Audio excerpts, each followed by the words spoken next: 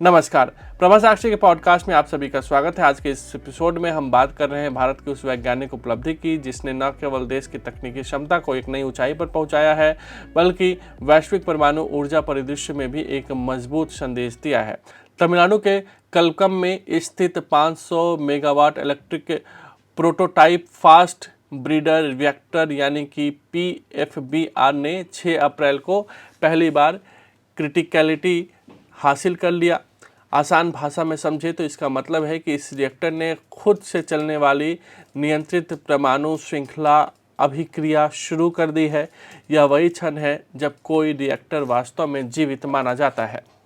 यह उपलब्धि इसलिए भी खास है क्योंकि जिन तकनीक को विकसित करने में अमेरिका, फ्रांस और जापान जैसे विकसित देश भारी निवेश के बावजूद अस्थायी रूप से सफल नहीं हो पाए, उसे भारत ने साकार कर दिखाया है। अभी तक केवल रूस ही इस तकनीक को व्यावसायिक स्तर पर संचालित कर पा रहा है, जबकि चीन अभी शुरुआती चरणों में ही है। ऐसे में भारत का इस क्लब में प्रवेश करना अपने आप में एक बड़ी उपलब्धि है। सरकारी सूत्रों के अनुसार यह एक रिएक्टर पूरी क्षमता के साथ काम करने लगेगा, जो भारत दुनिया का दूसरा देश बन जाएगा जो कमर्शियल स्तर पर फास्ट ब्रीडर रिएक्टर चला रहा होगा।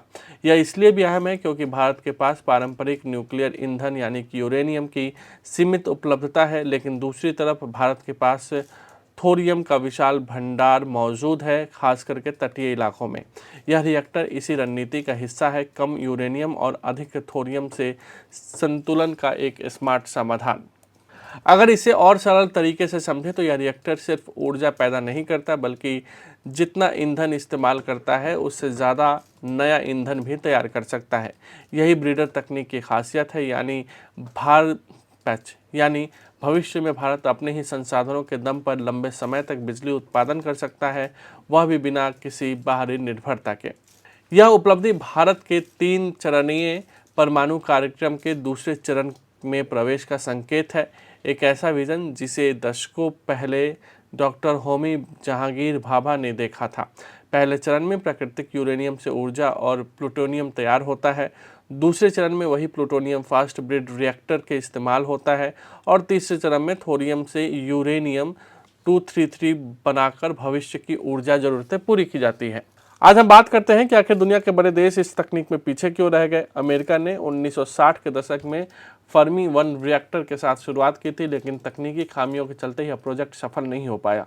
बाद में क्लिंच रिवर प्रोजेक्ट भी लागत और सुरक्षा चिंताओं के कारण बंद कर दिया गया। इसी तरह फ्रांस का सुपर फिनिक्स रिएक्टर और जापान का मोंजू रिएक्टर भी तकनीकी समस्याओं, सोडियम लीक और राजनीतिक विरोध के चलते बंद हो गए।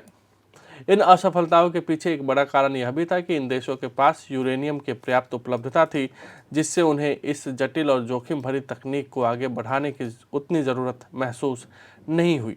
लेकिन भारत के लिए स्थिति अलग थी। सीमित संसाधनों के बीच आत्मनिर्भरता की मजबूरी ने इसे इस दिशा में लगातार काम करने के लिए प्रेरित किया।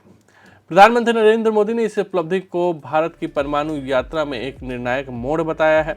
वहीं इंटरनेशनल एनर्जी एजेंसी ने भी भारत के वैज्ञानिक और इंजीनियरों को इस उपलब्धि के लिए बधाई दी है, यह कहते हुए कि तकनीक भविष्य में कम ईंधन में अधिक ऊर्जा और एक क्लोज्ड फ्यूल साइकिल की दिशा में रास्ता खोलेगी। आज के लिए इतना ही। अगले पॉडकास्ट में फिर देंगे किसी और मुद्दे पर जानकारी।